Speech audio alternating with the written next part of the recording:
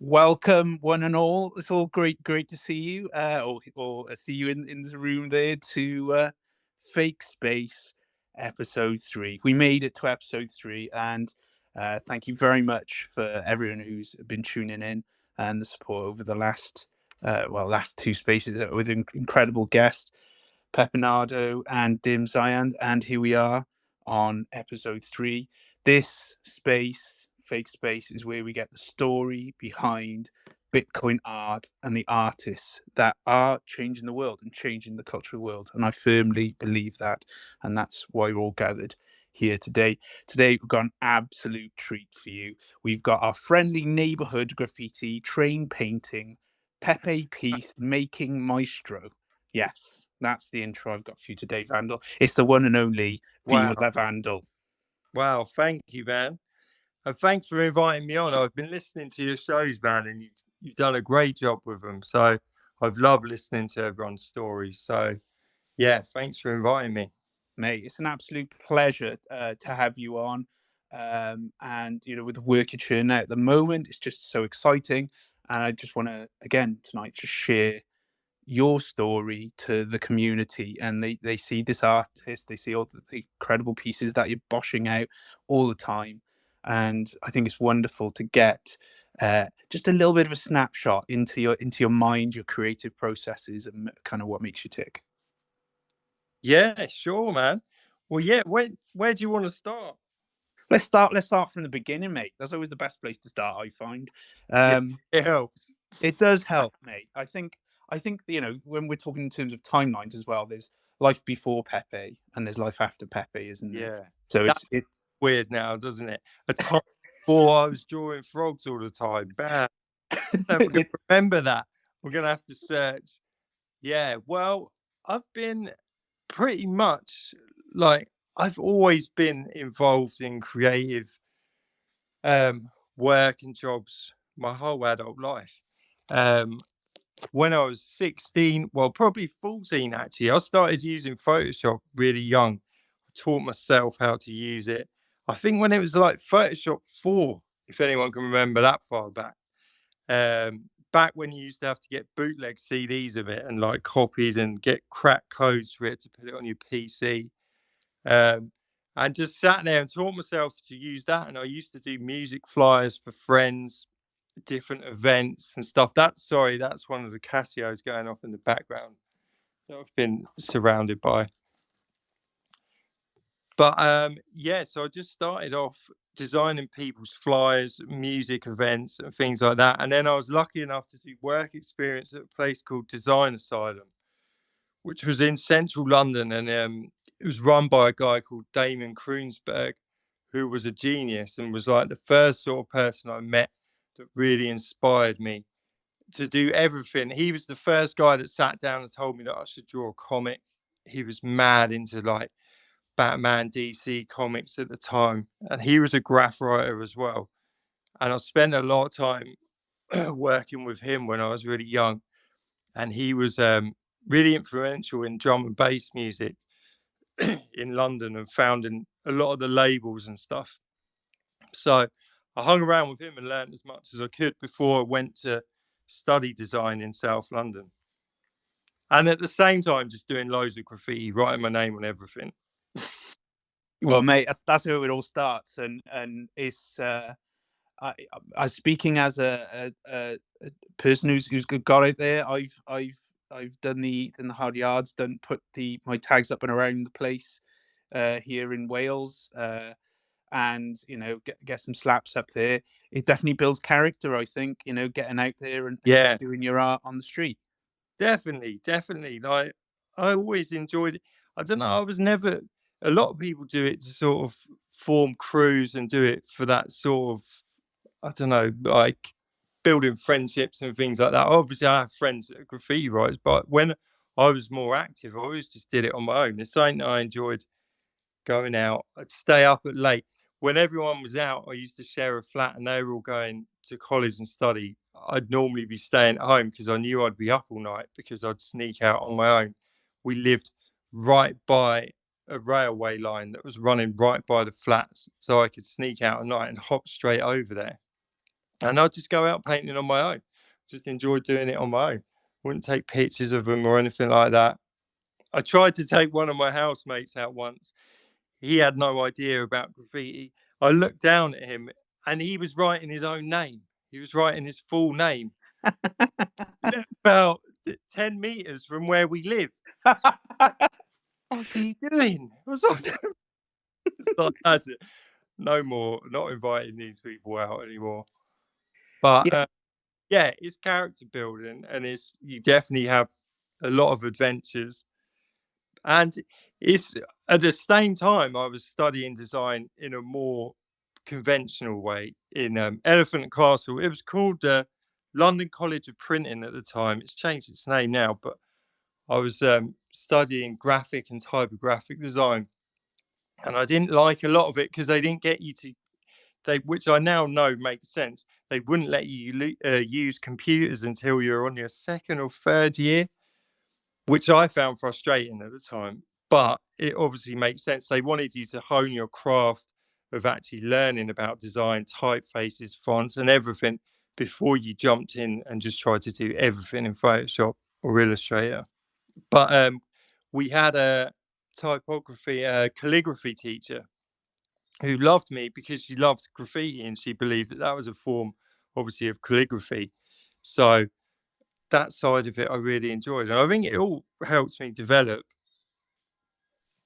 yeah. I think you can tell me that.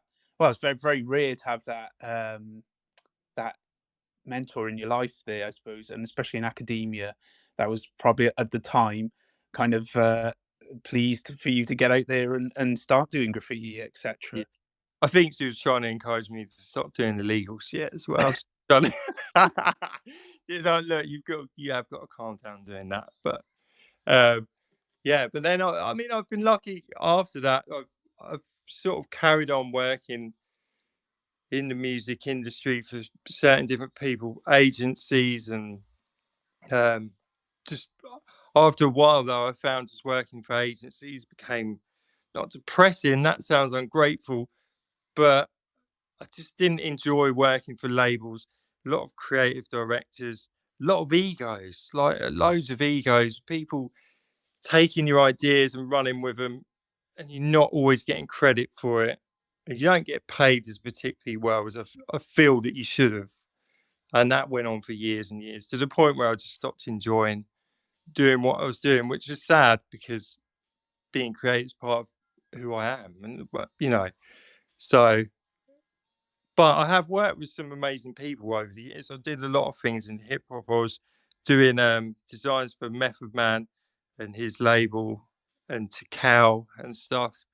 Last year, or was it 2 years ago, I was working for LL Cool J, which was amazing because having him look at some of your drawings and your designs doing and getting feedback straight back from him as well is like a dream for someone that grew up listening to hip hop and graffiti. So been things like that that have definitely been like highlights. Well, mate, it's the when the key themes I think running through your work um, is that the kind of hip hop street vibes around it. When did you get into hip hop? What and how's that impacted your work and your aesthetic? Oh, well, my I shared a room with my older brother Carlo, and he was a great dancer and he was a graffiti writer as well. And he was quite a bit older than me, so I was always trying to copy what he did. And obviously, he had subway art, spray can art, so I just sit and copy everything that was in them books. And then at the same time, as like a sort of UK London thing in particular, like he was going to a lot of raves and he was going to a lot of illegal raves and stuff at the time. But where it was that sort of stage where you collected flyers for all of these events and he had them all over his wall. So visually, all I could see was like all of his vinyl with Ice T. If anyone remembers the Ice T album cover that was Power with him on the front, I can't remember the woman's name. She had a shotgun. It's an iconic album cover. So he had all of the like vinyls like that. He had picture vinyls up on the wall, and then all of these rave flyers. So like as a younger guy looking at all of this stuff, I was just massively inspired by all of it. So then the things that I did at older sort of merged the two worlds together. It's mate, I think it all goes hand in hand, isn't it? And I think with in terms of now, how do you compare that kind of that vibe, the hip hop underground, I suppose, vibe to what's happening now, kind of in the Rare Pepe community, and I include fake rares and all that's going on now on all the tokens that are being made on Bitcoin. What is it? Is it that same level as excitement and grittiness as when you were kind of starting out and listening to this new art and music? Yeah, I would say yeah. There's definitely similarities to how it feels. I would say I've found the community with fake rares and Pepe's definitely to be more helpful. There's there's not as many. I come across quite a few people who'd rather step on you than help you out, which is like the opposite of what I found with Pepe's and doing the fake rares for sure. Everybody's been so helpful and wanting to genuinely seeming like they want other people to do better and create better things. It's like inspiring you to do more. Like so many people I've seen in this that have made me want to draw even more and more. Like loads of you guys that are listening now, Pepinado, um, Dark Farms, just absolutely killing shit every day. Like the guy's a machine, and then it just makes you see things like that happening, and then it makes you want to spurs you on. It does, me, and one thing I've seen, and just in this community in particular, number one is the support is absolutely incredible. Amazing. It's unreal, and this your story there echoes what I was talking to Pepinado actually around was a month ago now almost, and in terms where he's had experiences within the creative industries where he has been perhaps uh, cast aside or not taken his efforts haven't really been credited to him as well. And to come into this community and actually, well, it's unreal, mate, isn't it? Everyone's so encouraging. No one's stepping on each Yeah, other's and looking to get one up. If anything, it's the opposite. It's almost like the artists have now taken control of the machine, rather yeah, than which is long overdue because there's so many. Like you work in these industries, and it's the opposite. They're out to use it. Graffiti is an art form. The amount of agencies I've worked at, and they sit down in these meetings and they say, "Oh, we're doing this for this brand. We need it to look cool. What do we need to do? We need to do graffiti on it, or we need to use hip hop." And they use it, and I'd sit there in the meetings and I'd suggest, "Oh, why don't we go and approach one of the people, either in New York, Tats Crew, someone like that, get them on board, get someone, one of the guys that were out there making it what it is now. Why don't we go to them and use it?" They're like, nah, we're just either steal something or we use this, and they just rip it off. And that's used a lot. There's so many times. You look at how many advertising campaigns, like graffiti and hip hop, are the go to things to try and make it look cool. But often, there's nearly all the time, it's not the actual artists that get contacted or they bring in or get paid properly for it. completely agree, mate. It's been commodified, hasn't it? Hip Yeah, hop. It's just seen as this object now that is, just people see as a way to make sales, rather than you know actually going back to the true art forms, the pioneers, paying homage to the people that created it the way it is and the culture that's put into it. I guess it fades. I guess that kind of happens over time, and I suppose like now in the rare community, we're at this great stage. And I suppose Bitcoin in general, where it's become decentralized, and well, we're here obviously in the UK, but uh, we're now talking to people all around the world. The the Fake Rare collection is just a group of artists around the place who've just got together under this one main cause without this middleman. So by yeah, building on the Bitcoin network and having this decentralized kind of approach to creativeness. I suppose some could even, look at it as in terms of open source creativeness if you want to make it kind of technical. But by having this, it's creating some of the most exciting art that I've seen in a very, very long time. Yeah. And that's what's refreshing. It's like normally you can be sort of confined with what you're creating, especially if you're doing it for other people or sort of industries. With this, there's just no ceiling, is there? You're sitting there thinking, "Oh, I might create this," and there's no one saying to you, "Oh no, you shouldn't," or "No, you better not do that," or that you can literally do whatever you want. You can complete freedom to create whatever you feel like doing, and that's what I get addicted to, and that's why I'm constantly creating things because my mind goes at 1,000 miles an hour. But then I think I can do all of that stuff within this community, like just create absolute I don't know if mayhem's the right word, I but think that's fair. I think that's yeah, fair. Yeah. man, honestly, the amount of ideas there's been. I was woke up at 4 o'clock this morning, and it happens a lot. Where I'm just having so many ideas in my head. I can't even sleep. I was waking up this morning thinking about um, doing a show. I don't know where, but I wanted to create a sort of mini train yard experience that people could go into. So you could paint all of these smaller scale trains. People would have to enter it through climbing through a cutout bit and then like a fence and come through into there. And then it would light up as if the security cameras had come on, the security lights, and there'd be all these trains there painted. People could leave their tags on the wall and paint the things as a sort of event. Yeah, I don't even know why I was thinking of that at 4 o'clock this morning. Mate, all the best ideas come at that time, I find. I don't know about you, but I'm the same. I have just a notebook by the side of my bed where I wake up 4 in the morning, think of some crazy idea, write it down. Yeah. Sometimes in the morning, thinking, what the hell was I thinking at that particular time? But some of the times, that's where some of the craziest ideas. That's where the idea of fake space came from. Was Oh, literally a 4 o'clock in the morning jobby. Was wow, let's do that. Let's get the stories of people behind the art. So um, yes, mate. So by the way, I would definitely do that. It's very similar to like Banksy's Cannes event, I guess, except a little bit more edgy, and that would be really really cool. So if you get that going, mate, sign me up.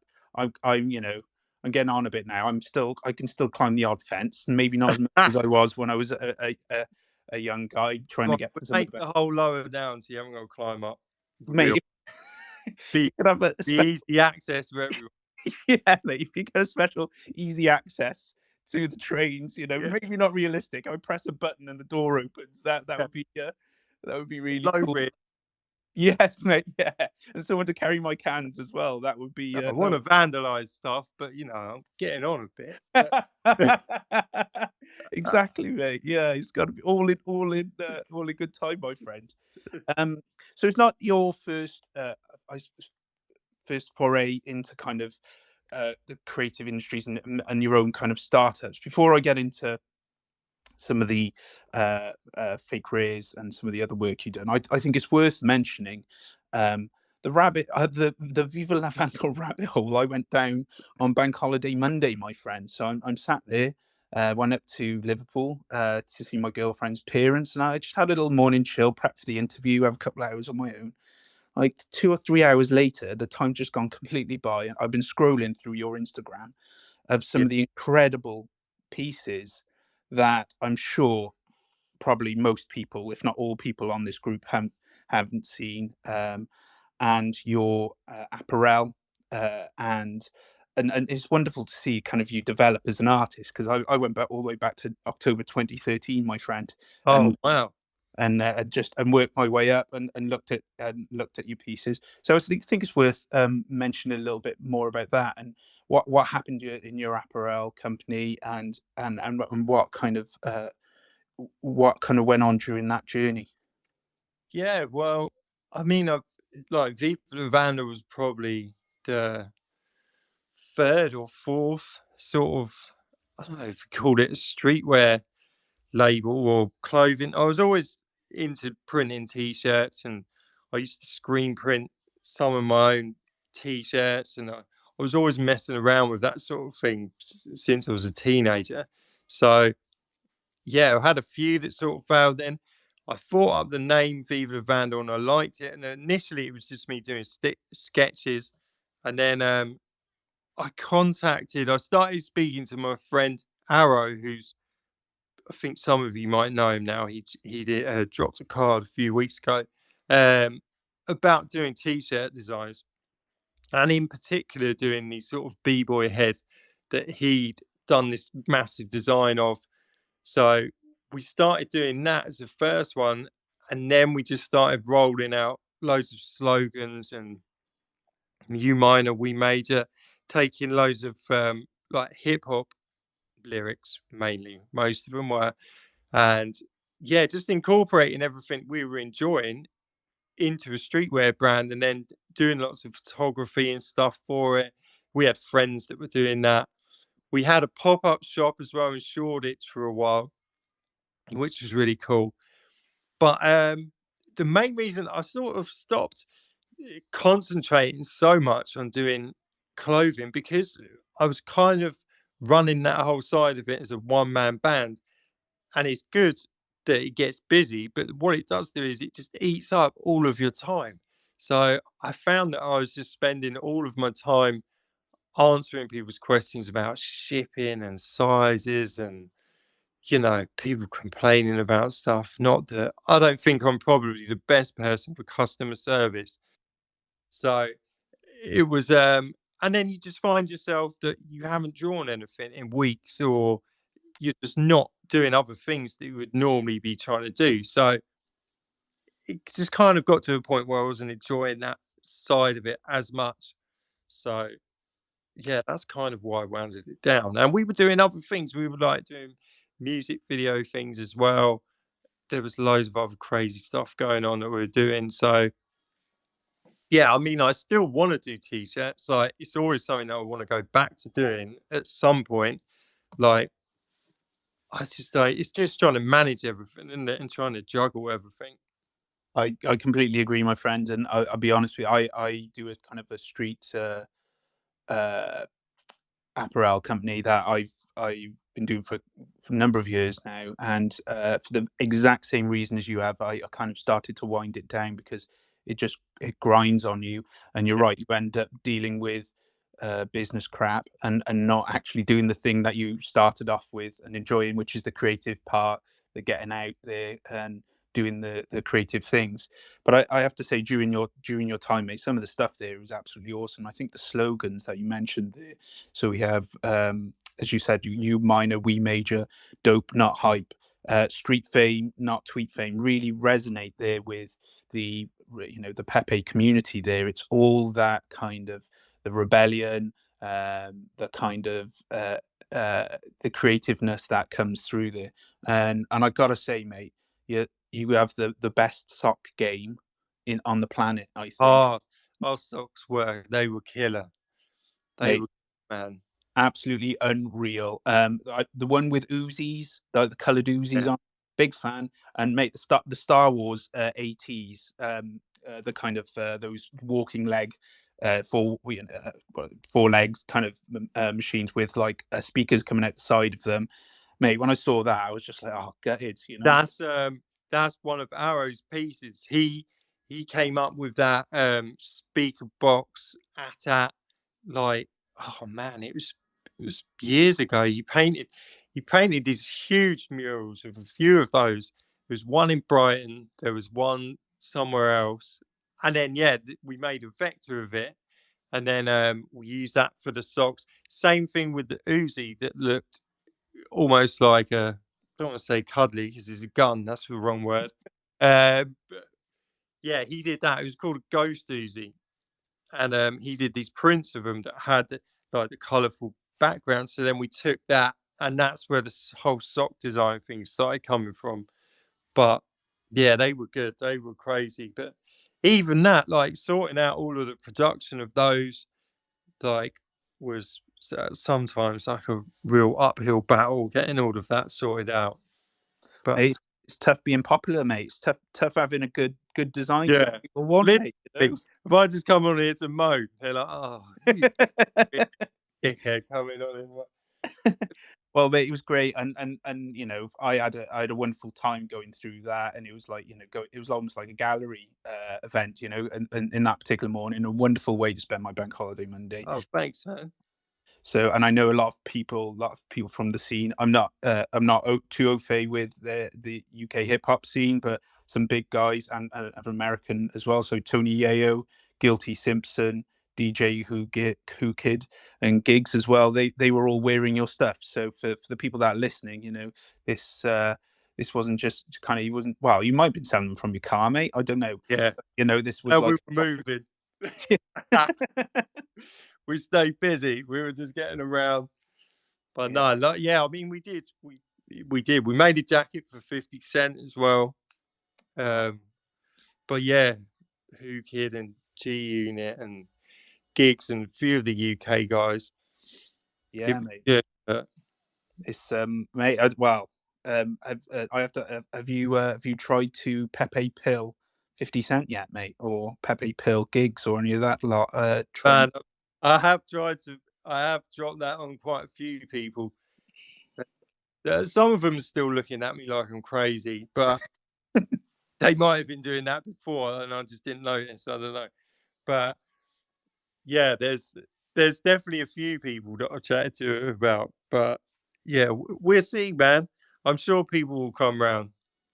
People are coming around slowly, and I know one of the listeners there, Mister Skrilla, he's got Ghostface Killer involved, so Yeah, there's slowly but surely, and I'm sure there's probably some other big names there that I'm completely missing out as well, but slowly but surely this culture is creeping into, I suppose, the mainstream. The big artists are now sitting up straight and realizing what an incredible creative movement is, and the chance for them to to express themselves in different ways, shape, and forms. definitely, man, definitely. That's cool, mate. So let's move on now.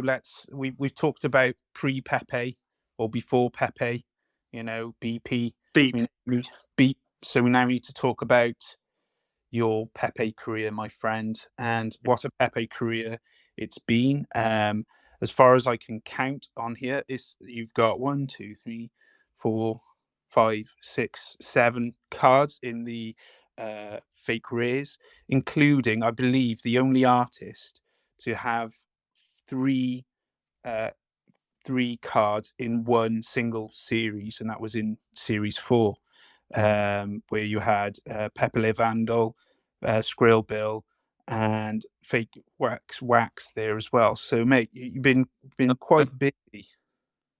Yeah, yeah. How, It how, sounds like it, doesn't it? it does, mate. And so, how did you get involved in the project, mate? What was the process there, and who influenced you there? A frog approached me. I was out. No, actually, it was through Instagram, which I don't even use anymore, actually. But um, Shower Shoes contacted me on Instagram. Or did he contact Arrow first? One of us. Um, and then I started speaking to him. And at first we were just speaking about NFTs because I was doing NFTs.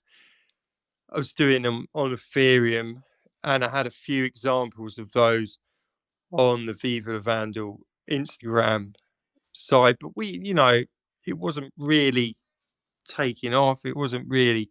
We were just sort of feeling our way into it because it was like, I don't know, was it a year and a half or 2 years or something? We started dabbling with it, but and then then I had a phone call with Shower Shoes and we started chatting, and then he started telling me about Pepe's, but I'd already heard of Pepe's at this point because I had a friend who still runs a company called Graffiti Kings, and he'd been telling me and Arrow about NFTs, and he was heavily invested into crypto pretty early on, so he was doing all right.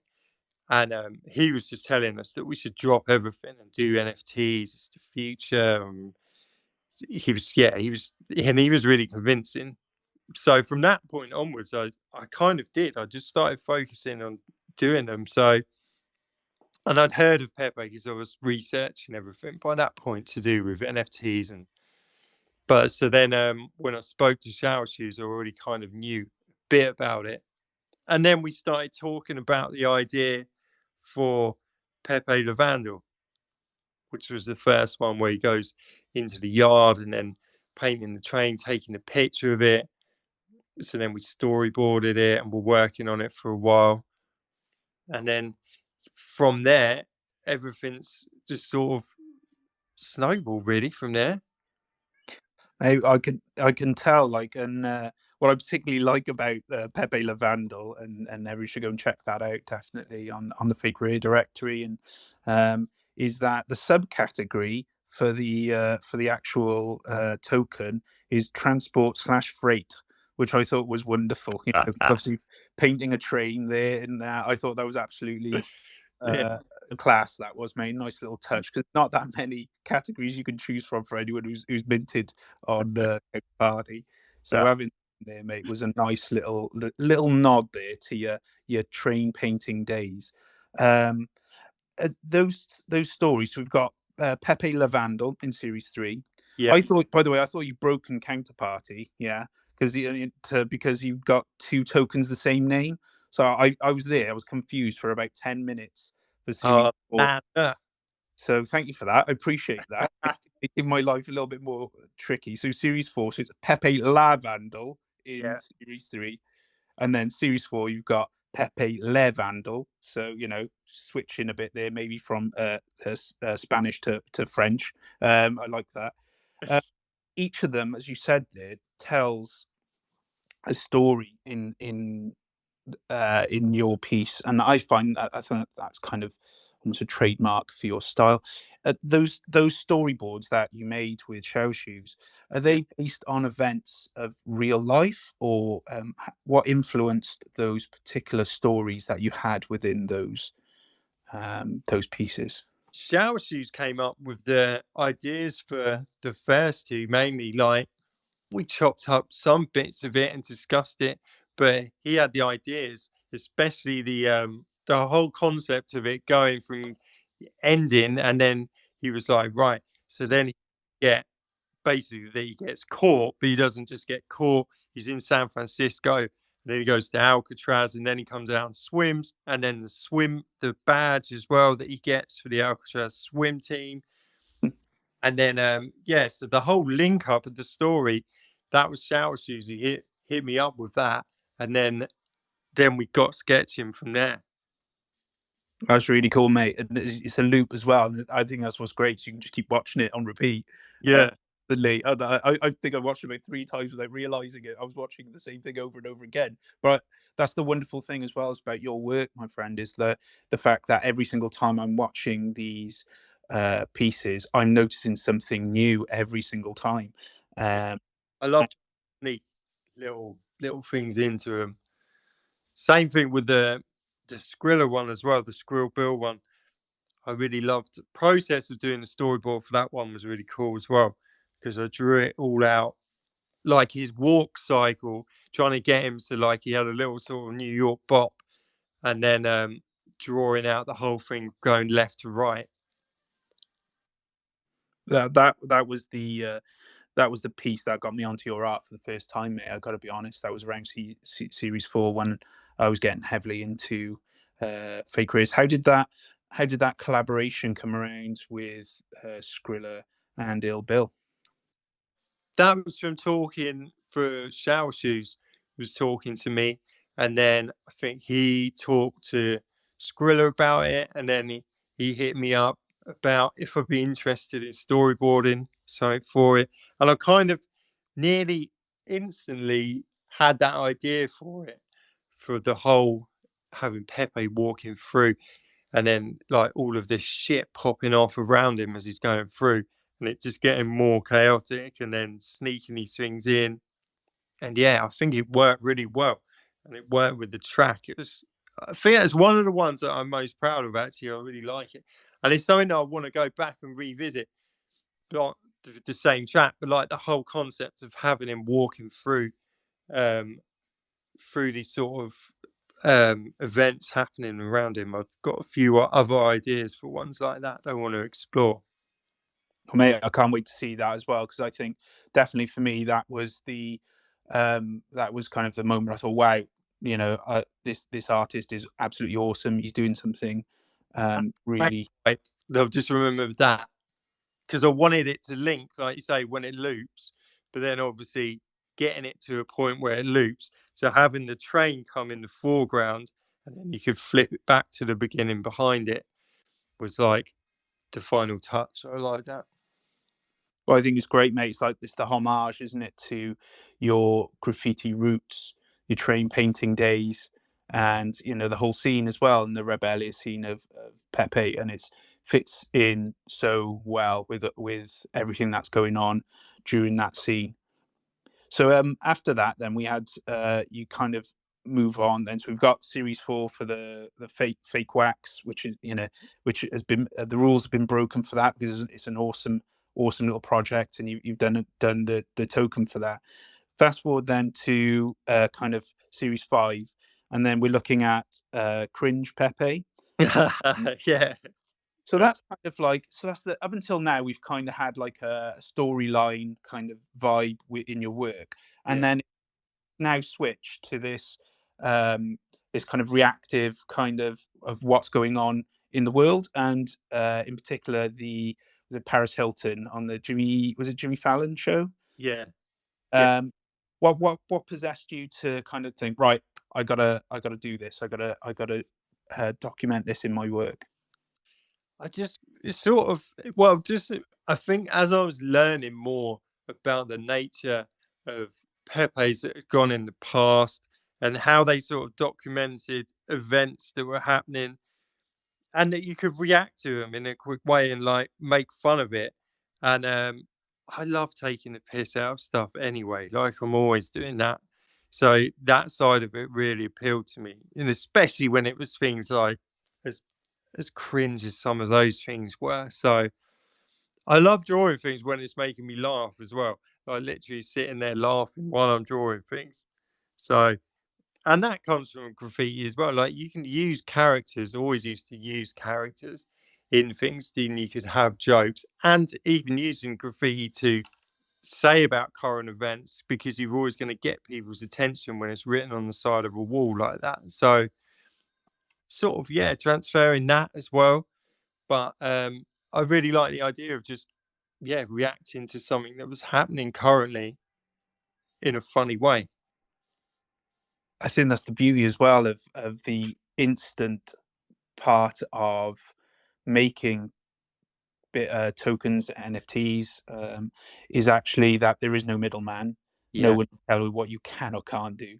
So then you can immediately react to something straight away, and commit it then to people's collections and the collective consciousness as well.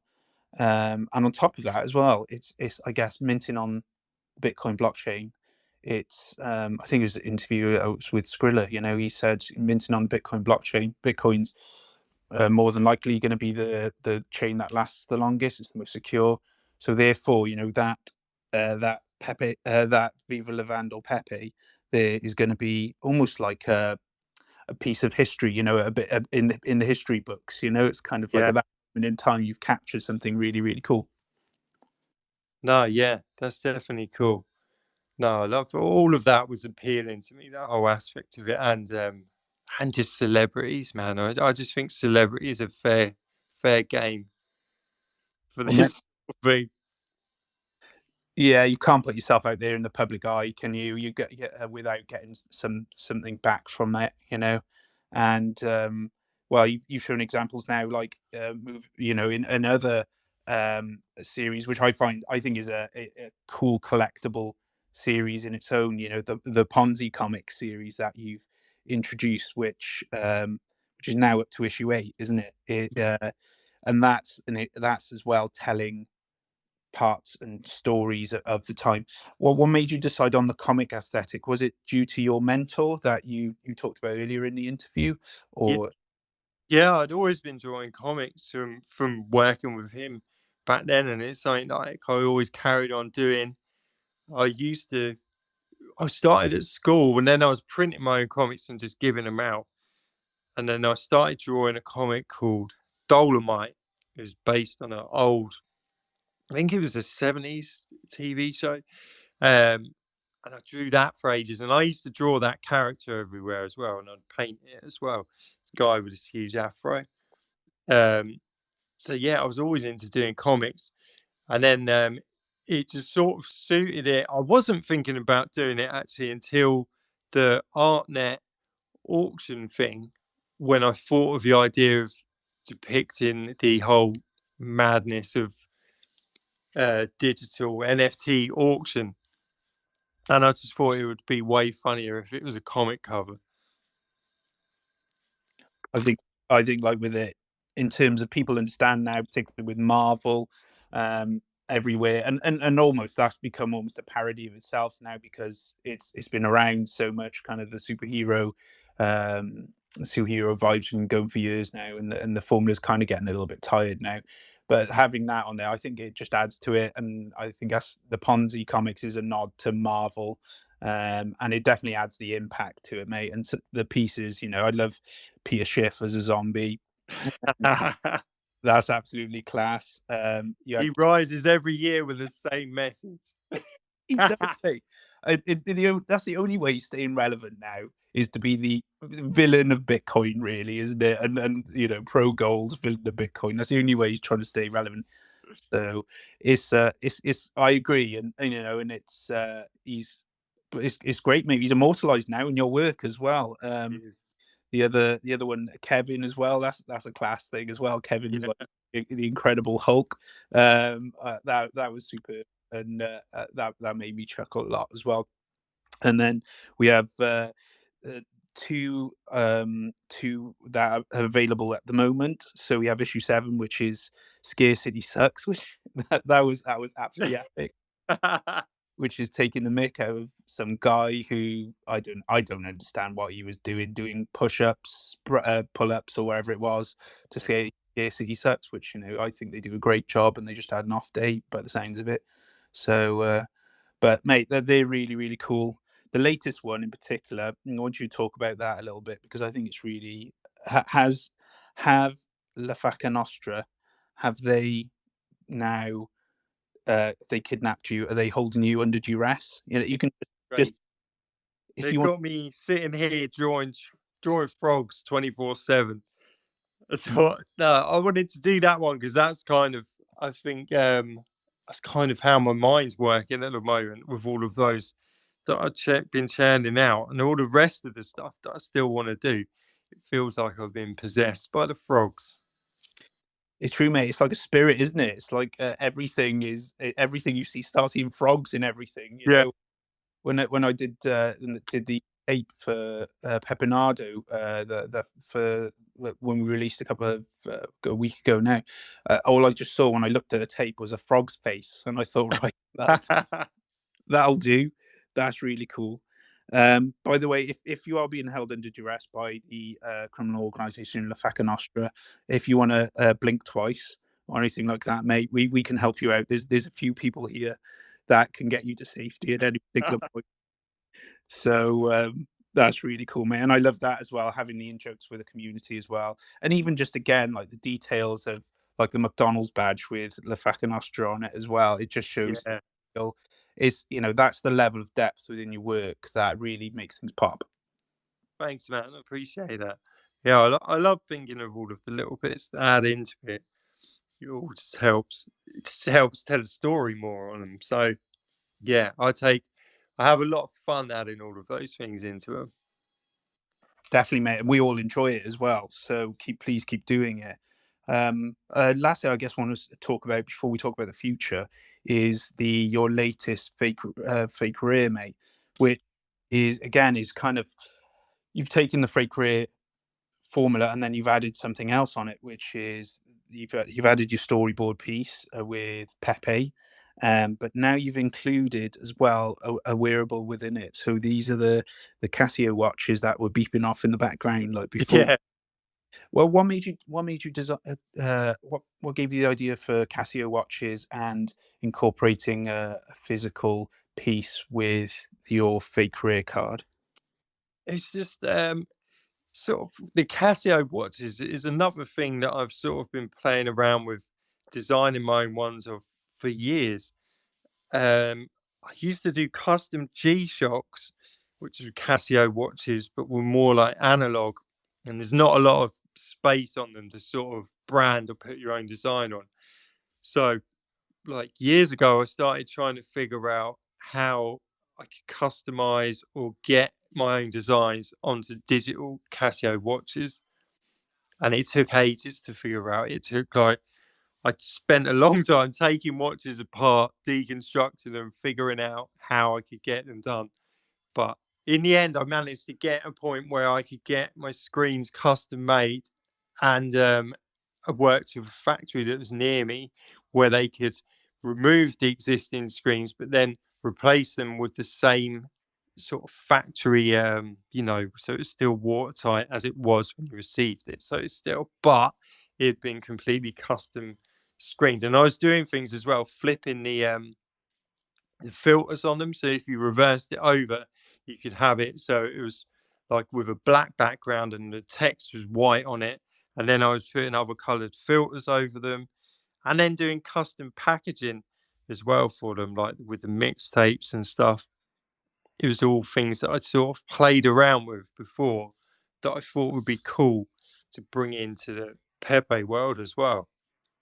It's mate, it's one of the coolest watches I've ever seen. It's so cool, and I think it adds, and I think this is kind of a trend that's starting to develop now. Is not just having the NFT piece as well, but having something physical as well along with it, and just adds so much value. And you can carry it around with you all day, and especially a watch as well, mate. If you're wearing that all day, that reminds you of just a small nod to the real Yeah. nature as well of Pepe. I'm just curious because I noticed there's one gold watch and one silver watch in the pictures when I was looking. Is there a reason for that? Is there a special watch or different colors, or are they just random? Yeah, well, we got the gold and silver, so we've got to mix up. When we first did the auction, we put in there that people can choose if they were gold or silver. So it's kind of potluck, the way people were getting them.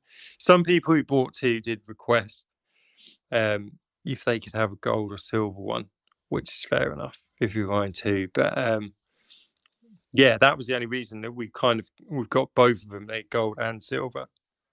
Awesome, mate. Cool. Right. So before we open questions to the floor to everyone here who's joined us this evening, I have to ask, where is next for the where are you going, mate? God, no. Man, well, I've got quite a few things lined up that I'd like to do. I want to carry on developing the Ponzi comics, and I also really like the idea of doing a physical comic as well that could maybe come with it, like a 12-page physical comic that I'd send out to token holders.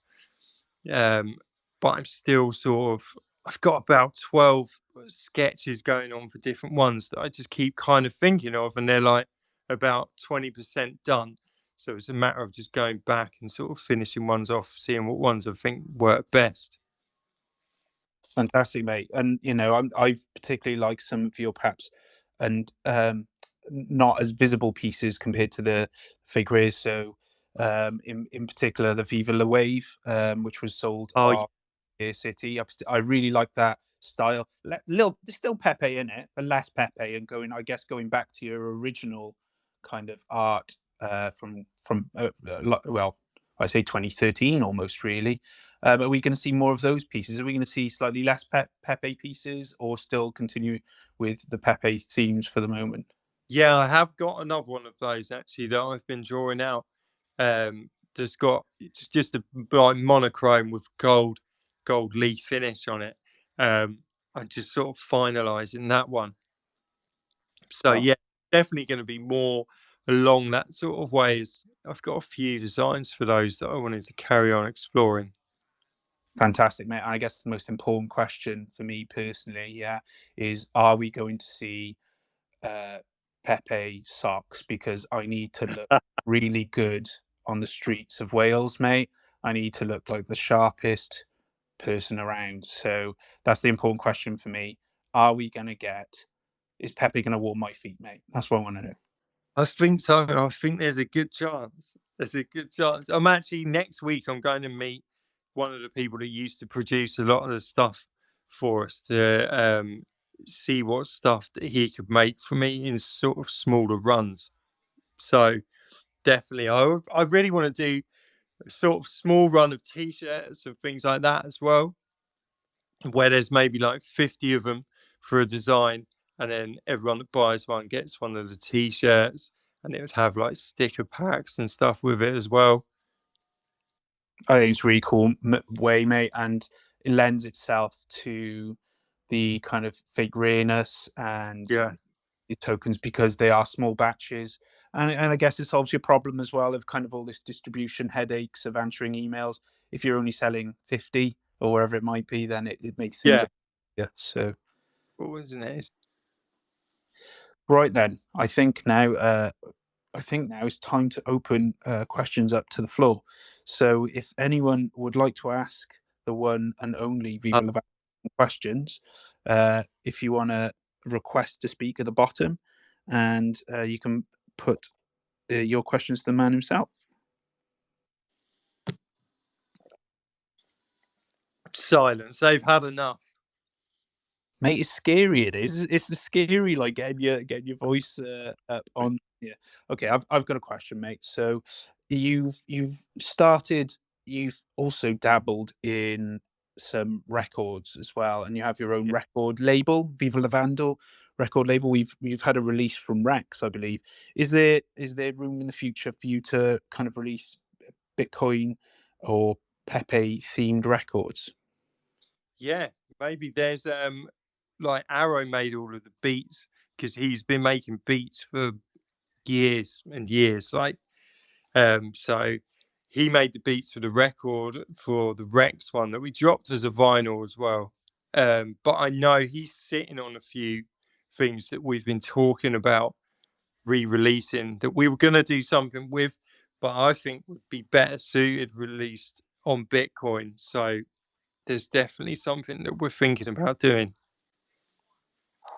That would be epic, mate. And one Yeah, of have listened to, it's one era that hasn't really been explored that well. And I know Skrilla has done some awesome work there with Sound Money and that particular album, which was fantastic and one of my favorite albums of last year. Or the year before, God, I can't remember how long ago it was now. My brain's foggy, but yeah, I think there's definitely a room for music tokens and having that as well yeah. on Bitcoin. I'll open the floor up. Any more? Any questions there to Mr. Vandal? Well, I got one last one, mate. Hmm. So if you could green pill, that's what we're calling it now, because like I was talking about Pepe Nardo, you can't be like because kind of rabbit hole, you can't call it the frog hole because that kind of that's that has certain That's a bit suspect. That's it is, mate. So if you could green pill any artist in the world, who would that be? oh man. Oh Jesus. That's a tough one, man.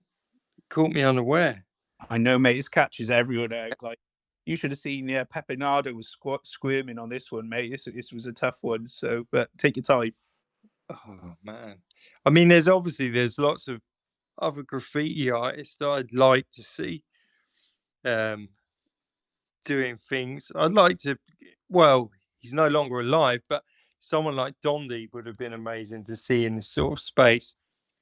Futura, some of the original New York guys, that would be cool. Awesome. Yeah, I think having that. I think it's only a matter of time now before we start I hope now that a bit like out of series four, Pepe Le Vandal, where we have one of the frogs there in the actual van saying, "What next now? What's the plan now? Let's paint this planet." I think that is really cool, and only a matter of time before we see Pepe's everywhere as well, and your work everywhere as well, my friend, because it's really exciting what you're doing. It's a unique style, and I, for one, are very grateful for your contributions to the community. Thank you, man. Yeah, really appreciate it. We got Super Rays, who's just popped up, who has a request, so I'll pop him on. Here we go. I think that's Mr. Indelible. So he's got a. Here we go. Hello, Indelible. How you doing, mate? Oh yeah, I was just gonna say, like you were talking about Dundee and that. How about Ramalzi as somebody that could be around here? Like that would be amazing, right? Oh, nice. Yeah, yeah. Yeah, no, that would be good, man. Who would you have then, Indelible, if you could have anyone uh, alive or dead to Pepe? Oh, I think we're working on it already. We got somebody really cool. Yeah. Keep your ear to the ground. Oh, I love this. Look at this teasing. So much, honestly, there's one thing about this community that He I knows find something. incredibly exciting and incredibly infuriating at the same time, which is like so many crumbs dropped. And, it's a very privileged position I have here to talk to you guys as well. And I really appreciate it. But can you stop making me really excited about stuff and teasing me? I'd really appreciate it. I think we might call it there, mate. I think it's Cool. I really appreciate your time here and talking to us this evening as well and giving us an insight into your story. Um, and and the wonderful thing as well, it's only just beginning as well, my friend. It's only at the beginning of its journey, and I'm really looking forward to some of the pieces that you are going to create in the future. I'll be watching your art really carefully. Thanks, man. No, I really appreciate it. And thanks for having me on and asking me to be part of your show, man. Really appreciate it. No problem, my friend. No problem. And I think just before we go, I just got to say a couple of thank yous and a couple of notices as well. So thank you for everyone who's joined us this evening. I really really appreciate you coming here live to listen to Fake Space. I've had lots of the support for the show has been absolutely unreal, and I know many podcast host would kill for an audience like this after just three episodes. So I'm extremely grateful for that. Lots of questions. How can I support the show? First thing you can do is go and buy Viva La Vandal's NFTs, which are now on Scare City. There's two availables. They are incredibly well priced, in my opinion, for what they are. You should just We go got and a buy. day left. Is it a day left now? Yeah, I think there's one day left, and then we're gonna destroy any unsold ones. So if you're here now in the room, go to Scare City, go and get Viva La Vandals. That NFTs on there, I believe it's the two Ponzi comics. Is that correct, mate? Yeah, that's right, man. Yeah, the scarcity sucks one and the fake rare Miami takeover. Yes, get on that, please. That's how you support this movement, is by purchasing the art from the artist. That's really, really important. Just lastly, quickly, is thank you for everyone who's managed to get the Fake Space tape episode one. It's gone through it's gone through four dispensers already, or we're on the fourth one now. It's absolutely incredible. There's been even a remix done of the actual tape by Mr. Arwin, which I really, really appreciate as well. It's done a great job, and that's been emptied to the dispenser for that. I think if we can, Mr. Vandal, I would really like to do something as well with you and try and get something going for this episode as well. I think that would be really cool. Oh yeah, definitely. That'd be awesome. So there we go. There's something to look out for in the future. I guess that's it, really. Just thank you very much for continue to support this. I'm really enjoying it, and I think you guys are too, by the sounds of it. My DMs are always open, and I guess all that's left to say is have a great week and stay fake, everyone. Thank you. Cool. Thanks, guys.